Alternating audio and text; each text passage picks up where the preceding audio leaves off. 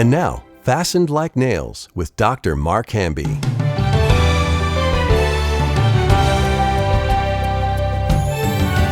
Well, Molly, I'm really excited about this morning's podcast here at Fastened Like Nails. Oh. We're going to be in John chapter 2, and I shared this at the Lamplighter Summer Guild this week.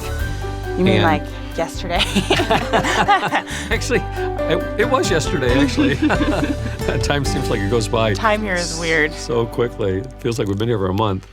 And as I was sharing it, I had been studying this all week long. I just kind of ran into a roadblock, and I couldn't get through what this passage meant. You know, what I love about God's Word is that I think when God gives you those roadblocks, if you give up, you don't get the... Miss out. Yeah, but if you stay in it, I've just known over the years, if you stay with it, it starts to open up. It's like that in the dentist office, you see that painting where it has... Oh, yeah. If you just stare at it long enough. It looks kind of like an optical illusion. Yeah. Okay, so in John chapter 2, we have the very first miracle of Jesus at the wedding feast of Cana. And this is some preliminary background. In my research on this passage, it appears that the scriptures support that Mary is now living in Cana. And her sons are no longer living in Cana. They're probably living with her in Cana. They made the move. But her daughters appear to be still living in Nazareth. Oh, interesting. Yeah. Because I know Jesus visits Nazareth at one point in his journey, and he gets rejected by his family there. So... Well, you think that was his daughters? It's pretty close. Well, I think that's the place where they're looking for Jesus in, actually, it may be between Nazareth and Capernaum, where they're looking for Jesus, and he says, they send him a note and says, you've been working so hard, you're almost beside yourself, please come and eat a little food. And the messengers get to Jesus and said, your mothers and your brothers and your sisters are looking for you. And then Jesus turns to them and says, who is my mother, brothers, and sisters, but he that does the will of my Father in heaven? Kind of like a little bit of a rebuke. And I think in Mark chapter 3, verse 21, it says that they thought Jesus was beside himself, insane, because of the amount of work that he was doing. Feels like that a lot of times here at Lamplighter. Well, I was thinking of that verse. There's a verse in the Bible that says, like, if we are out of our minds or if we seem crazy, it's for Jesus. Paul writes that. Oh, yeah, that's good. I was thinking about that verse. That's good.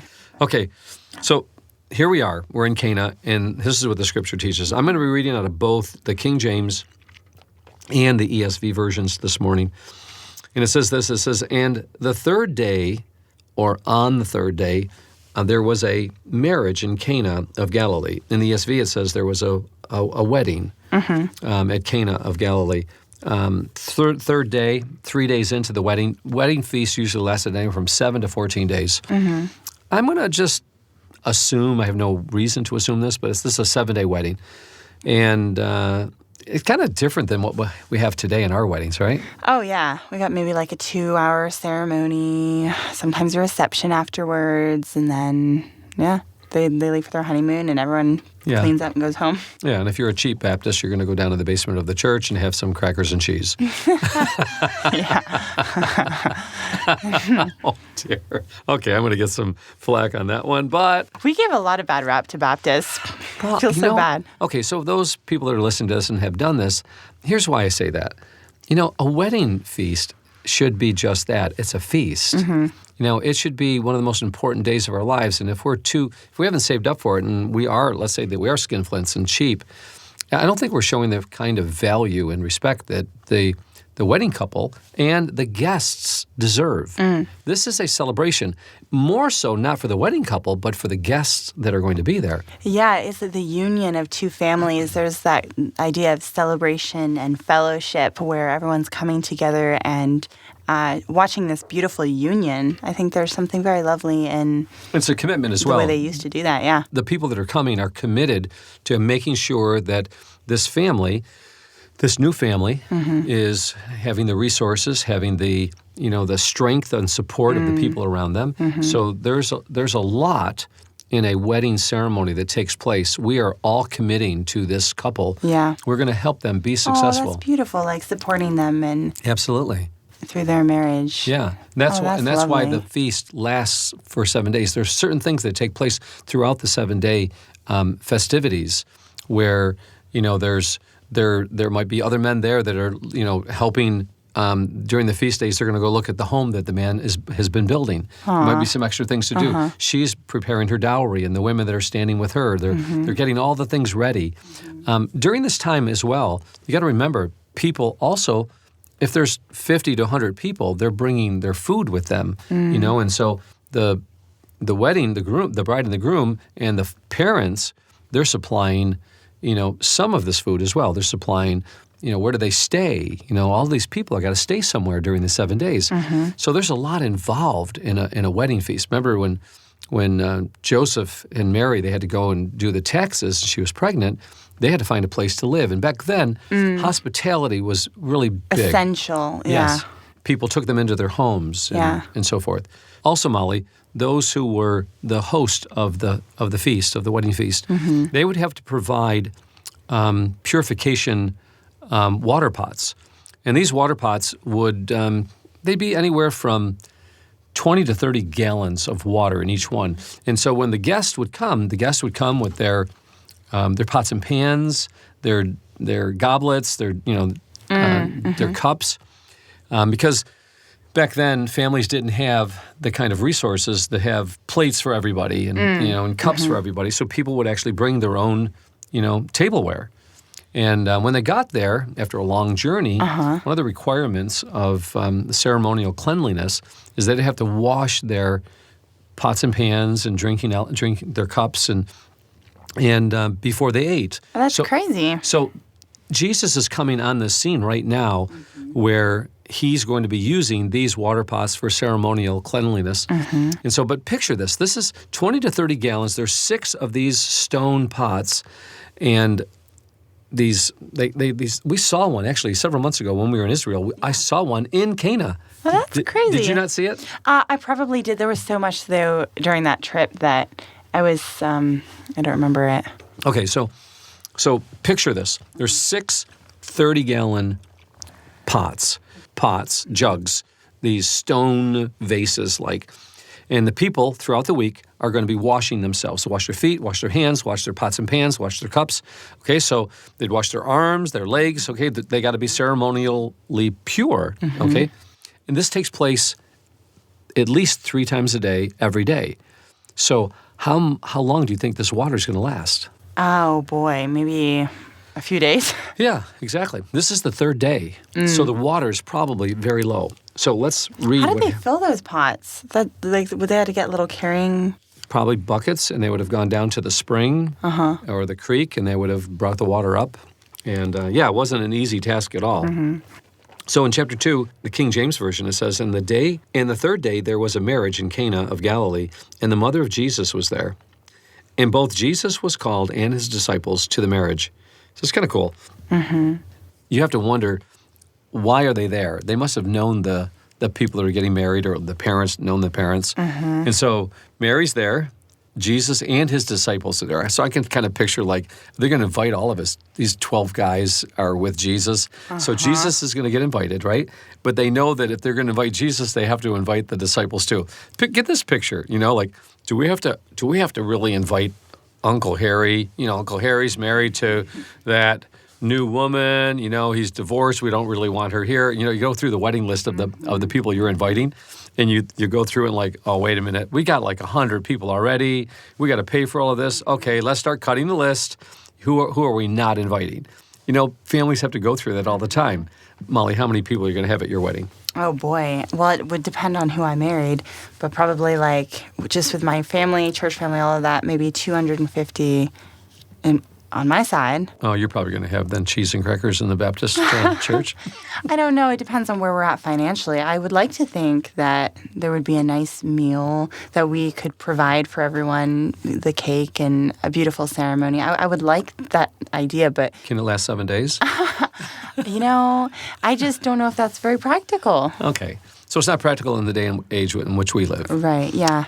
But it needs to be significant enough to where you're caring for your guests, and you yourself, you and your groom are being honored, right? This is a great honor. You're being married, okay? You're demonstrating to the world a new family is being born. Children are going to come out of this marriage. A new family. This represents the Godhead. It represents God himself. This is what he wants for us. So this is a very special occasion. And at this moment, here Jesus and his disciples are being invited. I don't know. The text doesn't really tell us the tension there, but I don't know. I just catch a little bit of the tension that okay, we want Jesus to be there, but where his disciples go, he goes. Where he goes, his disciples go. So there they are. They're all there. We have at least 13 people as the guests in this wedding. And so it says this, when the wine ran out, the mother of Jesus said to him, they have no wine. That's all she says. There's no other commentary here. It's just they have no wine. So what does Jesus say to that? Jesus said to her, woman, what do I have to do with you? My hour is not yet come. It's like, whoa, okay. Sounds like a little bit of a rebuke, doesn't it? Does it? Yeah. Okay. In the ESV, it says this, woman, what does this have to do with me? My hour is not yet come. Wait a minute. King James says, woman, what do I have to do with you? ESV says, woman, what does this have to do with me? Which is it? You or me? That is interesting.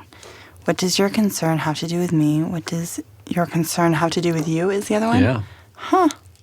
So why does the text have both here? Why is the text not giving us a straight translation here? Is it you or is it me? Is Jesus saying, woman, what do I have to do with you? Or is Jesus saying, woman, what does this have to do with me? And in the Greek words, it's both. Oh, interesting. You have to figure out which was the better context. Okay, so I just want to, this kind of goes along with that, and I know that we really want to answer that question, and that's going to be an exciting revelation. But do you remember a long time ago when we were talking about the difference between biblical and systematic theology? So I got studying a little bit about the two, and something that I found about biblical theology is you're asking specific questions, where you're looking at the Bible, and there's a lot more to it than this. But you approach a section like this and you're reading, you're like, this is a nice story. But then you came to me yesterday, you told the story and you're like, then he says to her, what does your concern have to do with me? And you just look at me. And no, you don't understand. What does this have to do with me? And I was like, okay, so you're asking a question here. When you're reading in this section, and this is something that I really want to start doing in my study and what I would encourage you guys to do, when you're reading the Bible and you come across something that jars you just a little bit oh, is Jesus being disrespectful? What does he mean? What does it have to do with you? Why is there a conflict? What does it have to do with me? It's not just an annoying mistranslation. It's something that is an amazing opportunity for what's on the other side. We were just talking about that before the podcast. When you come to a section like that where it seems like a challenge, you can there are two things you can do. One, that's okay. The Bible says what it says and move on. Or you can put the work in and actually study it. And then there's something really, really cool on the other side. And Absolutely. I just wanted to make that note because I think it's really cool that you're asking this question. Yeah, and it's bothered me all week long. I kept reading this text because I wanted to share it in devotion. So on Sunday I couldn't share it. It was bothering me. Monday I couldn't share it. Tuesday I couldn't share it. Wednesday I couldn't share it. Thursday I couldn't share it. 5 days had gone by, and I'm like, Lord, there's got to be something to this. I'm reading every commentary I can read, and no one is speaking on it. They're all saying exactly the same thing, that Jesus, it is in some way speaking sternly to his mother, and I'm like, that does not make sense. The reason it doesn't make sense is because of the way she responds. She doesn't respond as if she has just been chided. Yeah, right. Yeah, okay? Absolutely. So what's the reason behind this? And is it you or me?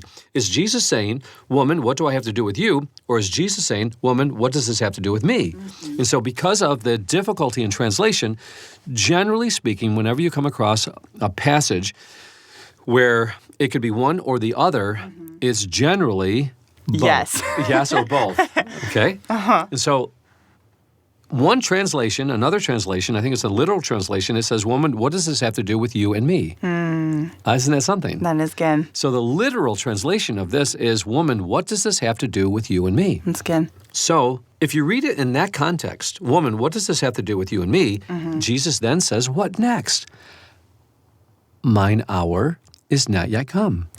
There's the answer right there. Okay, you say, What do you mean by Well, he said, we were talking about this earlier, so, I mean, we kind of, like, already walked through that a little bit. Keep going. I'm going to put you on the spot. Mine hour has not yet come. Well, do you want me to reveal what you were telling me, or? Yeah, I'll let you have it. Okay. So we were talking about that difference. Woman, what does your concern have to do with me? My hour is not yet come. And I thought it was really cool what you were saying about how this is a wedding. So it was interesting. So in a wedding, there's these two people who are joining together. For Jesus to do this miracle, this big event, this big moment. If he actually does turn the water into wine, if he does a miracle and provides the wine for all the people, what's going to happen? Well, the attention's going to be shifted onto Jesus. Yeah. And he upstages the wedding at that moment. Yeah. And so he's coming, and so he's like, what does that have to do with you and me? Like, this, my hour is not yet come. So Jesus came and he did all these miracles, like, to proclaim the glory of God. And so here they are at this, I'm guessing it's a family wedding, or at least someone close to them enough to invite them. And so for him to shift and, like, do it on a dime would be an insult to the wedding party. Oh, yeah. Yeah, because if Jesus does this, and this is why he says, what does this have to do with you and me? Meaning, Mother, if we do this, they know that you asked me, and then I go ahead and do something in front of all these people, then all of a sudden, all my miraculous powers are going to take all of the focus off of the wedding party, off of the bride and groom. This divine union. Yes, onto me. And Mother, this is not the time or place. This is not the time or place. Yeah. This mine hour for all attention to be on me is not yet. Which is really sweet, Mary's faith in her son, though, that, obviously he can do anything and he's God. And so she's like, Jesus, this is a moment where... This is important to her. Yeah, exactly. That he does something. And so what she does is not feel upset that he says that to her. She does just the opposite. She actually now is in action. I feel like she's saying like, oh, yes, of course, Jesus, I get it. This is not an hour to bring attention to you or to me. And so what does she do? She doesn't go to the bride and the groom or the father or the mother or the guy who's, residing over the whole thing. She goes to the servants. Well, yeah. Could you read what you have in your version? Because I know mine's a little different than yours. You want the ESV or the King James? Yes. Okay. His mother said to the servants, do whatever he tells you. In the King James it says, his mother said to the servants, whatsoever he says unto you, do it. The mother doesn't go to any of the wedding party about the issue at hand. She goes directly to the servants because she gets what Jesus is saying. We do not want to bring any attention to ourselves.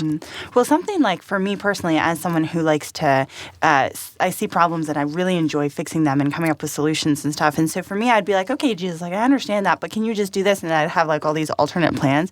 But there's this really beautiful piece of surrender in what Mary is saying. And she was like, whatever you got to do. And so she surrenders to him to allow him to do a work. That's beautiful. And if Jesus was like, no, I'm not going to do this miracle, then that's fine. That's fine. Yeah. But if he is and he works it out in his own way, then she's trusting him, even though... Yeah, like it. Yeah. That's so hard because when we want to fix something, well, Lord, here's how I want you to fix it, right? Yeah. Well, we saw that with the Summer Guild this morning. It was so beautiful. We had a time of just sharing testimonies that lasted 2 or 3 hours. And there were so many of us who were like, yeah, I thought it was going, everything's going in this particular direction. I'm going to get from A to B. And then God just kind of like twists things or turns things in a different way. And there were so many times in my personal journey this week and with some other people, like God just kind of steps in and he writes the story in a completely different way. And if we let him write the story, it's so much more beautiful than the way we want him to write the story.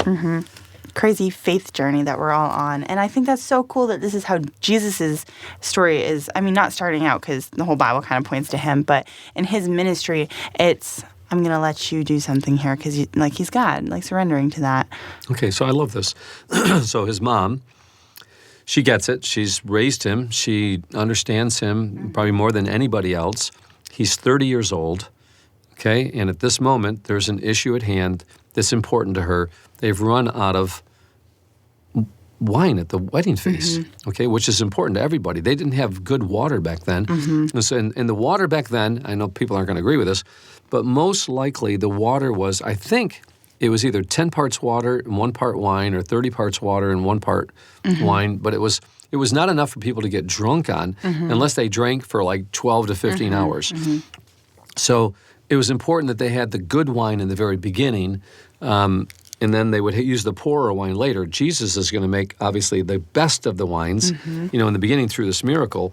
But the miracle isn't, I don't think the miracle is the turning the water into wine. I think there's a greater miracle here. Yeah, let's look at it. So in the King James, it says this. His mother said unto the servants, whatsoever he says unto you, do. So Molly, I'm going to read this verse again, but I'm not going to read it from John chapter 2. I'm going to read it from another place in the Bible. Tell me if it sounds exactly the same. You ready? Whatever he says to you, do. Yep, pretty much the same. Yeah, exactly the same. What's the context for that? This is in Genesis 41, verse 55. It says, when all the land of Egypt was famished, the people cried to Pharaoh for bread. And Pharaoh said unto all the Egyptians, go to Joseph. Whatever he says to you, do. Now, as we know, Joseph is a type of Christ in the Old Testament. So notice that the emphasis here is on bread. They have a lack of bread. In the New Testament, we have a lack of wine. Oh, interesting. Bread and the wine. Notice also that Joseph is going to be the one that is going to bring redemption to people, bring the sustenance that they need. But notice also that when Joseph was in prison, there were two people in prison with him, the baker and the wine bearer. Oh, that's interesting. This beautiful parallel to what happened with Jesus sharing his body and blood. That's what you have in the Old Testament. And Pharaoh saying to his servants, whatever Jesus says to you, do. Okay? Now, this is important because of what Jesus is about to do in the New Testament. He's going to make water into wine. In the Old Testament, Joseph is going to provide bread for them. This whole thing is a parallel to Jesus' body and blood. And so you got that beautiful parallel in the Old Testament. It's just, we're not going to go into detail on it. I just wanted to share that briefly. Yeah. So back to John chapter 2.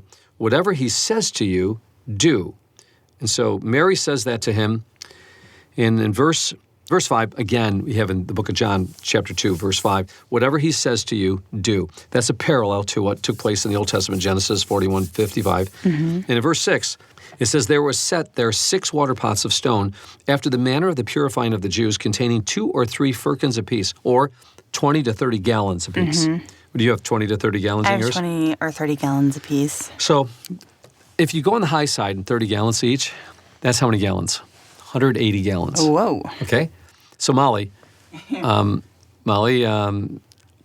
run out of water today. Oh. And we got a lot of people here still from the guild. Can you go get some water? I need about 180 gallons of water. You got it, Mark. Okay, so our little filter thing. The Berkey? Yeah, that holds 4 gallons. Oh, boy.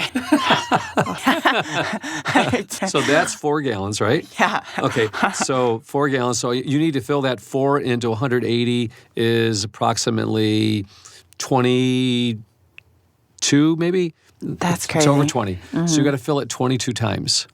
But you got to go and carry the water down by the spring and carry it back. Okay? I'm tired thinking about that. No, time out. We're not done yet. Okay. So that's 4 gallons. Each bucket carries a gallon.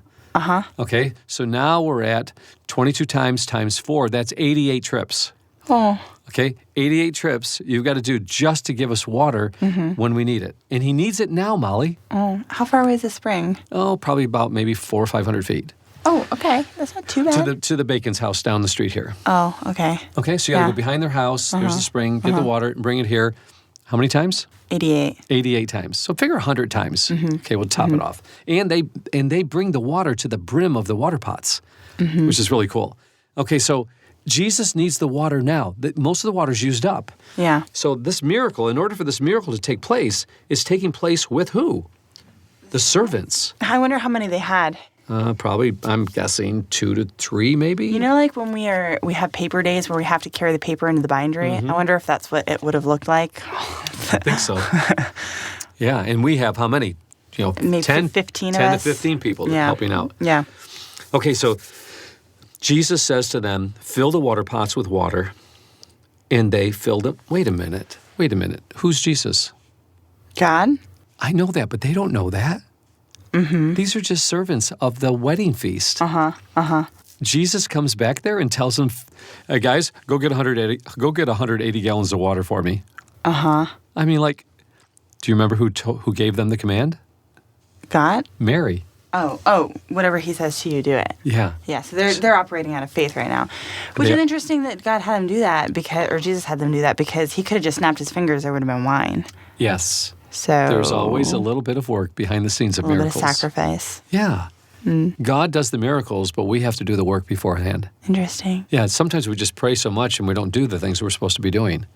We wait for God to perform a miracle when God's saying like, no, I'm waiting for you. That's like Jesus with the Father. Yeah. What Father? In Mark chapter 9, Lord, if you can just have compassion on us. Lord, if you can do anything, have compassion on us. And that's all we're asking for. And Jesus said, if you can. And like, what? Can you imagine being the Father? Here's your son wallowing on the ground, having this huge attack by these demons, and these demons trying to kill him. And Jesus is standing there, could easily heal the child. And Jesus looks at the Father. The Father looks at him and finally in desperation yells out, Jesus, if you can do anything, have compassion on us. And then Jesus stands there without helping the child and says, if you can. And you have to ask your question. If Jesus really is asking that to that Father, then he's asking the same question to us. You're in a tight situation where your marriage has fallen apart and you don't think that you can hold it together anymore. And Lord, you got to change her heart. You got to change his heart. And you keep praying and praying and praying and nothing happens. And then finally you're like, Lord, if you can do anything, just have compassion on us, Lord, do something. And Jesus says, if you can what? That's what my question would have been. Lord, if what do you mean if you can? What do you mean? What do you want me to, if I can do what? Yeah, I feel like if I were in that situation and Jesus asked that, I'd be like, what do you mean? What do I have to do with anything? And all he's saying is, if you can believe, I can do anything. Yeah. He's like, I can do anything if you can believe. There's like almost this idea of a partnership where God can do anything, but he wants to invite us into being a part of it. A part of faith. Yeah. Without faith, it's impossible to please him.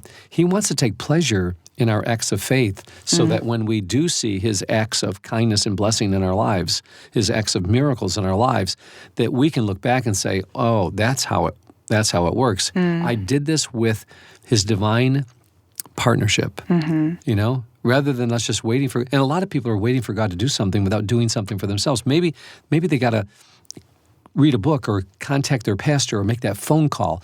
Maybe they have to read Families or Graces in Place. That's the hard work. When our marriage was struggling and I was struggling as a dad and a husband, I started asking people, like, what, is there anything I can read? And then during that time, Shepherding a Child's Heart came out, and that was really helpful to me. And then Families or Graces in Place, that helped me to realize how controlling I was as a father. And then all these books started coming out. The Tripp brothers started writing. I'm going like, and they blessed me so much.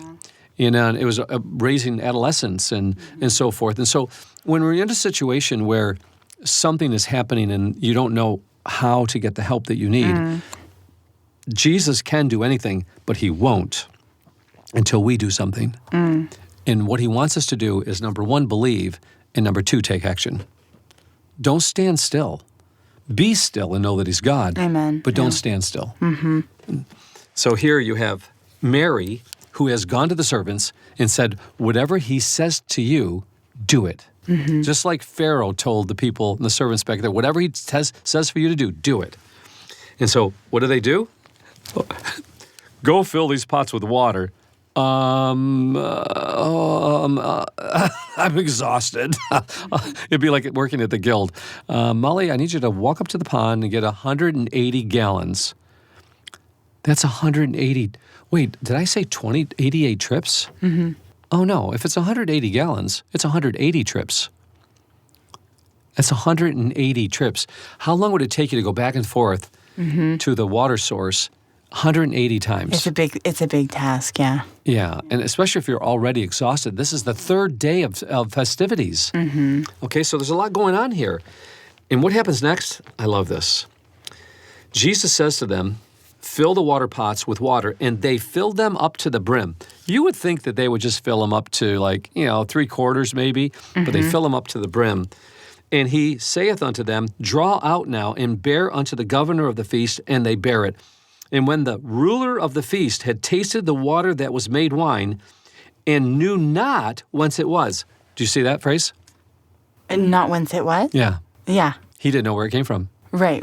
All the people that are in the wedding feast have absolutely no knowledge of the miracle that's happening behind the scenes. That's crazy. It's awesome. That's the way Jesus loves to do his work. It's the people behind the scenes that get to experience the miracles. Ooh. The ones that are doing exactly what he tells them to do, even though they're not in the limelight.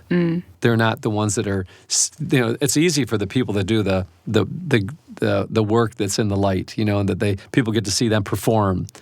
But it's the people behind the scenes that get to experience the miracles where, that it goes unseen, Yeah, you're praying, oh God, I don't know how we're going to get this done. I don't know how we're going to get this concert off the ground. Lord, the technology isn't working. And you get together and you pray, and as the servants, you get to see God perform the miracles. It's beautiful. Yeah, and the work that happens in families, between a husband and a wife, between children and parents, of the things that God is doing in our hearts. Lord, I need some help, Lord.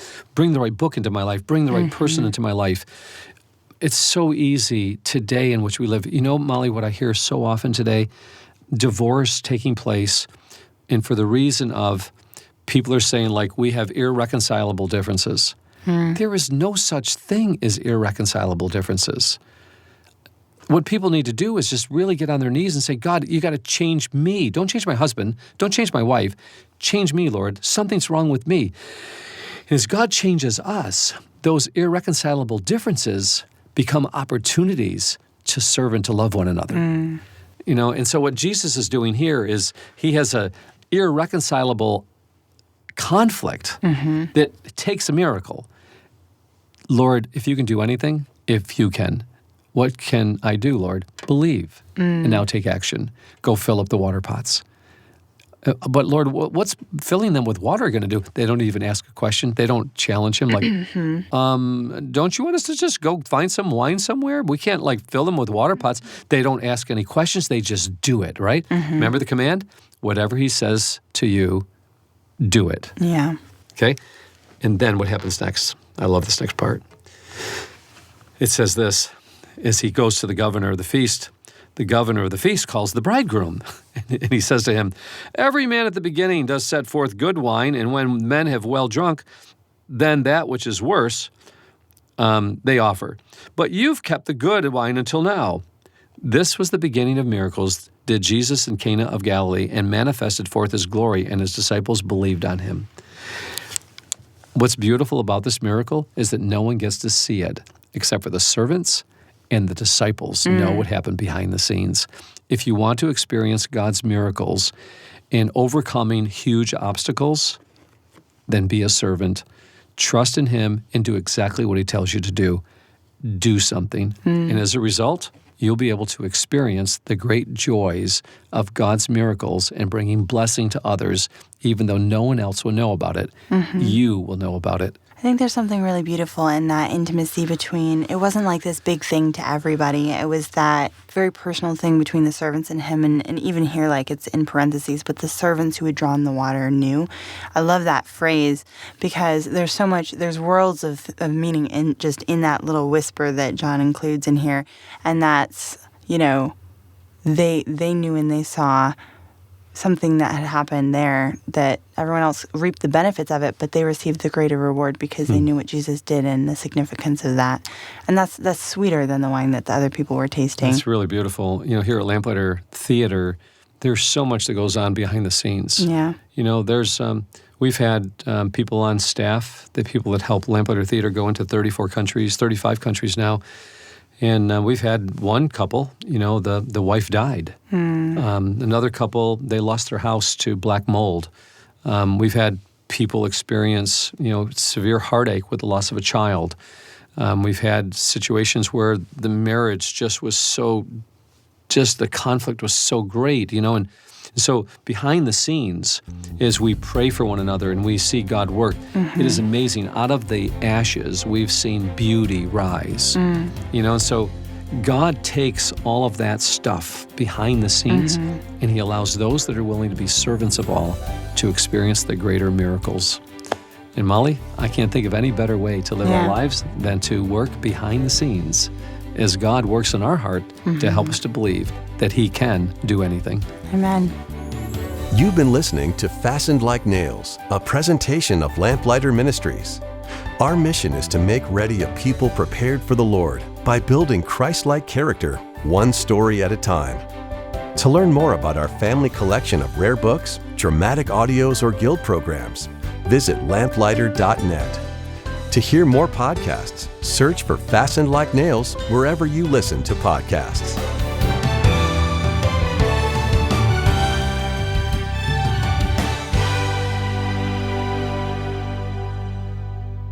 Get ready for a spiritual action-adventure story like no other. Thou knowest the call. It is inscribed on thine heart. An aged knight gives his last instructions to his beloved student. Am I ready? Fear nothing, only be strong and courageous. But Sir Constant soon faces a treacherous sorcerer knight. What seeks he here? He seeks the king's city. And who has ever found it? In the name of the king, I can do all! And now, rise, Sir Constant, Knight of the Splendid Way. Wilt thou surrender thy sword, or shall it be battle first? Fool that I was! Sir Knight of the Splendid Way on the next Lamplighter Theater.